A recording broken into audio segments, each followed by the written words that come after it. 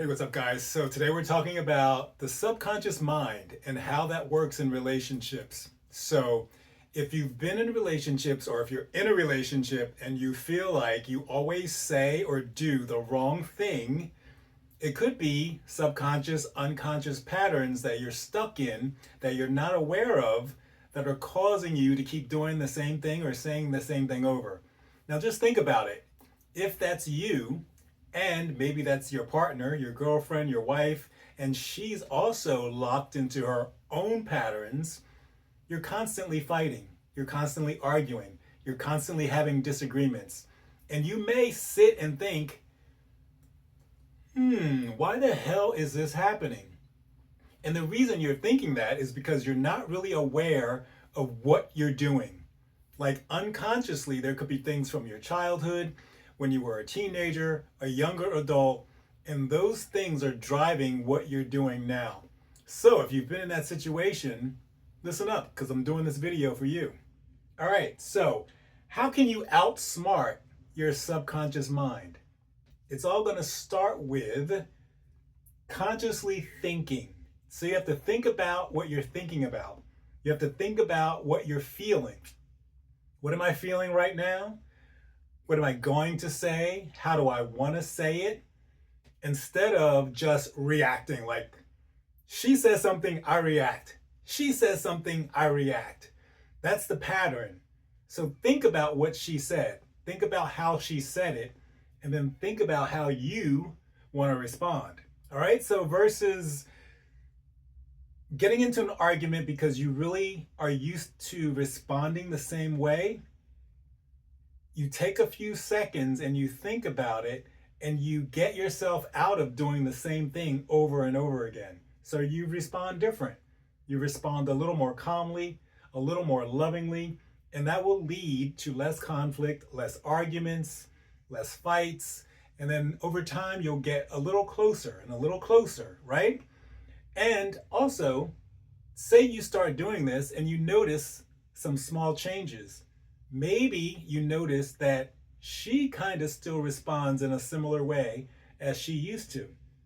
So you can ask her to do the same thing. Say, hey, I'm really trying to think about what I'm saying, what I'm doing, how I'm doing it. If you take a second to do that, maybe we'll get along a lot better. Now you have to think about when you want to say that and when you want to do that, because sometimes you just want to get yourself in the right state of mind and you want to be comfortable doing the things that you're doing and saying the things that you're saying before you start trying to get someone else to change, all right? Because I know a lot of guys out there, they'll be like, oh, it's all her fault.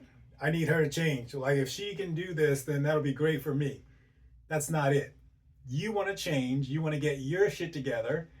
You want to make yourself at peace, and then you can offer her or invite her to do some of the same things that you're doing.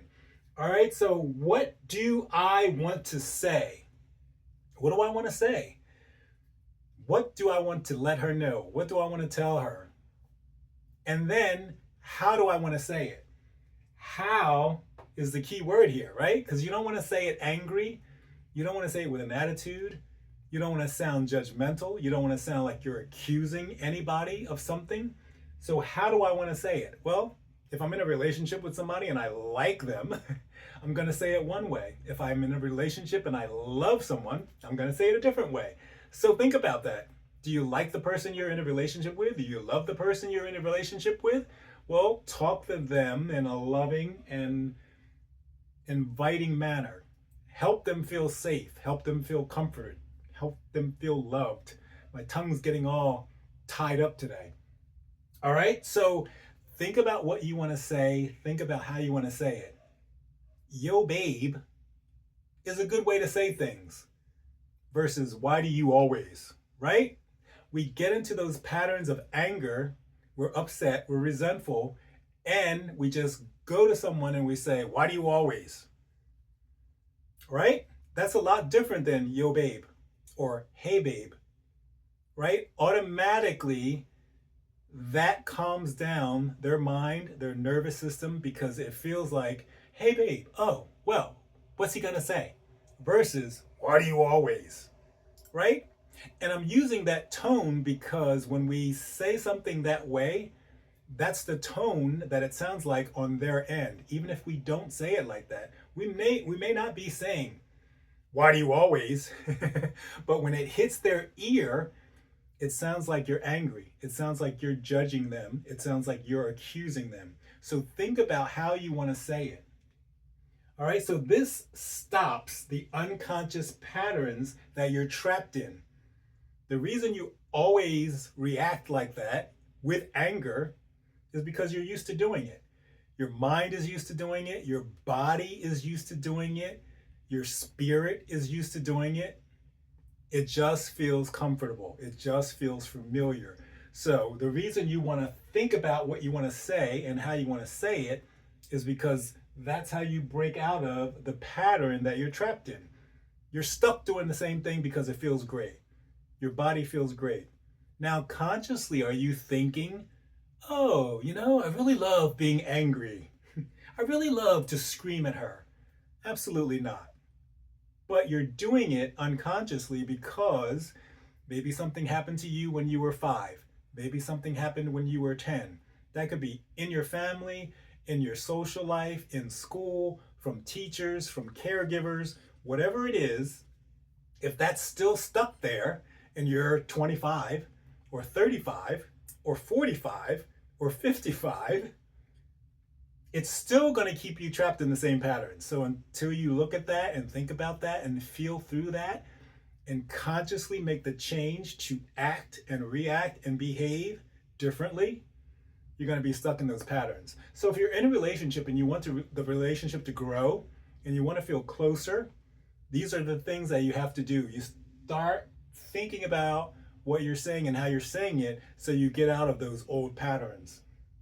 And then finally, how do you feel when you're authentic, when you're honest, when you're open, when you're not angry, when you're coming from a place of like, I want to love you, I want to connect with you, I don't want to argue? How does that feel? So clearly, if you change that and you start acting that way, reacting that way, she feels different, and now you should feel different.